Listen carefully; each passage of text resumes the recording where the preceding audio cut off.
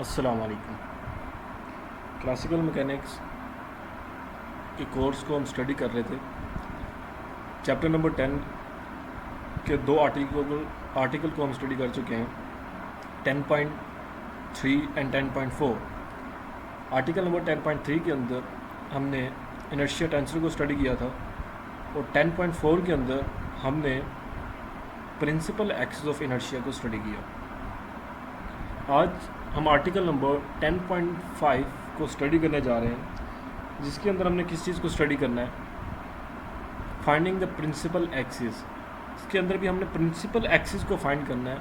जिन 3 principal axis को की हम बात कर रहे थे, हम उन प्रिंसिपल एक्सिस को किस तरह फाइंड कर सकते हैं और आइगन वैल्यू इक्वेशन क्या होती है, हम इस आर्टिकल के अंदर आज ये भी देखेंगे।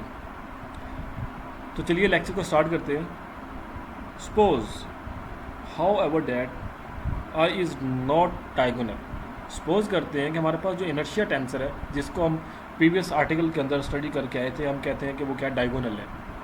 हमारे पास जो मोमेंट ऑफ इनर्शिया है वो क्या है, डायगोनल है।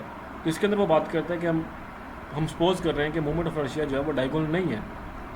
How are we to find the principal axis, क्योंकि हम जो प्रिंसिपल एक्सिस को फाइंड कर रहे थे वो उसके मोमेंट ऑफ इनर्शिया के डायगोनल के सही तो ही तो हम फाइंड कर रहे थे। तो अगर हम कहते हैं कि इनर्शिया जो है वो डायगोनल नहीं है, तो हम प्रिंसिपल एक्सिस को किस तरह फाइंड करेंगे। The essential clue is the equation 10.65। तो वो ये कह रहा है कि एक एसेंशियल क्लू है हमारे पास, जो कि इक्वेशन 10.65 है, L is equal to lambda omega, जो कि प्रीवियस आर्टिकल के अंदर हम स्टडी करके आए हैं। आप प्रीवियस लेक्चर के अंदर, प्रीवियस वीडियो के अंदर आप देख सकते हैं। L is equal to lambda omega, ये हमारे पास एक क्लू है जिसके ज़रिए हम प्रिंसिपल एक्सिस को कैलकुलेट कर सकते हैं। If omega points along a principal axis then L must be equal to lambda omega. अगर ओमेगा को हम पॉइंट करते हैं along a principal axis, then हमारे पास जो एंगुलर मोमेंटम होगा वो क्या होगा, लैम्डा ओमेगा। सिंस हम ये भी स्टडी कर चुके हैं फर्स्ट आर्टिकल के अंदर 10.3 के अंदर, आप 10.3 के आर्टिकल के वीडियो के अंदर देख सकते हैं, L is equal to I omega. It follows that omega must satisfy the equation. ये फॉलो करता है कि ओमेगा जो है वो इन इक्वेशन को सेटिस्फाई करता है। अगर हम इन दोनों को कंबाइन करें, this one and this one, तो we will get I omega is equal to lambda omega. This one equation 10.69। For some number lambda, lambda हमारे पास क्या है, कोई भी रियल नंबर है। The equation 10.69 has the form. तो हमारे पास जो इक्वेशन 10.69 है उसको हम कहते हैं कि हमारे पास वो उसकी फॉर्म क्या बन रही है, आई हमारे पास क्या इनर्शिया, जो कि इनर्शिया का हमारे पास क्या मैट्रिक्स है, ओमेगा हमारे पास कोई भी वेक्टर है, लैम्डा हमारे पास नंबर है और ओमेगा हमारे पास क्या है, same vector, this one and this one. And this equation is called the eigen value equation. इसको हम क्या कहते हैं, हमारे पास क्या है, आइगन वैल्यू इक्वेशन है।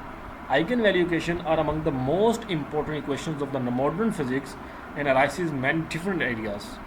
Eigen value equation is one of the most important equation जिनको हम मॉडर्न फिजिक्स के अंदर स्टडी करते हैं, and it will arises in many different areas.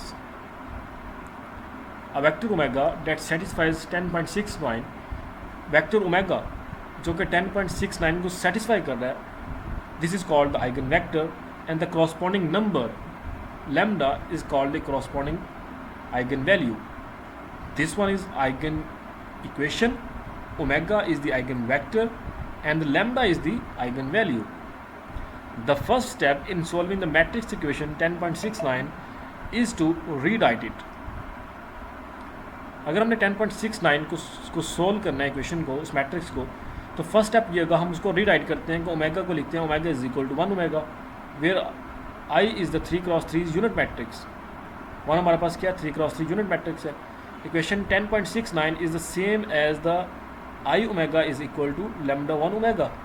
और मूविंग द राइट साइड, अगर हम राइट साइड को लेफ्ट की तरफ मूव करें तो I minus lambda 1 is omega is equal to 0।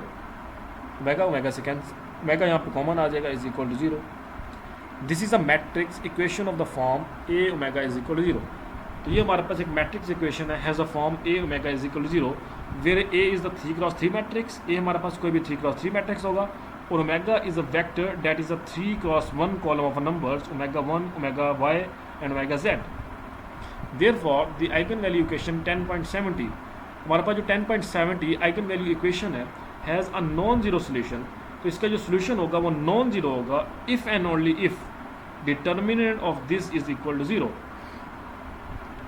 Equation 10.70 का सोल्यूशन सिर्फ एक सूरत में नॉन जीरो होगा, अगर हम उसका डिटर्मिनेंट लें और वो इज इक्वल टू ज़ीरो आए। This equation is called the characteristics equation for the matrix I. इस इक्वेशन को हम क्या कहते हैं, ये कैरेक्टरिस्टिक्स इक्वेशन है for the matrix I. The determinant involve is a cubic in the number lambda. जो डिटर्मिनेंट हमने इन्वॉल्व किया है वो क्यूबिक है in the number lambda, therefore the equation is a cubic equation. इसलिए हम इस इक्वेशन को क्या कहेंगे, ये क्यूबिक इक्वेशन है for the eigen values lambda and will in general have three solutions. तो इन जनरल अगर हम इसको देखें तो हमारे पास इसके थ्री सॉल्यूशंस होंगे, lambda 1, lambda 2 and the lambda 3, the three principal movements, जिसको हम क्या कहेंगे, three principal movements. So that's our lecture. In this lecture, what we will study that finding the principal axis, what is the eigenvalue equation, what is the eigenvector, what is the corresponding eigenvalue। मिलते हैं next lecture के अंदर, तब तक अपना ख्याल रखिएगा। अल्लाह हाफिज़।